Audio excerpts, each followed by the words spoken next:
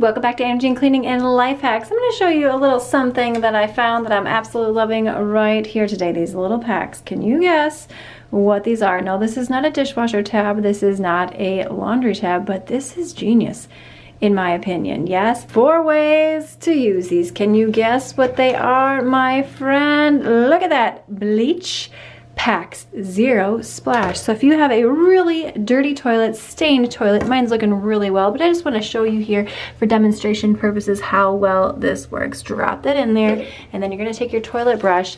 You cannot agitate it just a little bit right here, and that's going to break itself down to help you clean and sanitize a really dirty, disgusting toilet, especially if you do not want to use something like that toilet bowl cleaner right there. We can see that it is breaking down very nicely. Get it down in there, clean in and around your toilet. It is completely dissolved at this point. If you have a really stained toilet, I would leave it inside of here, come back. It's every 10-15 minutes or so whenever you think about it. Give it a good little scrub like so, and when your stains are completely gone, that's what I would go in and flush your toilet. Does smell very clean.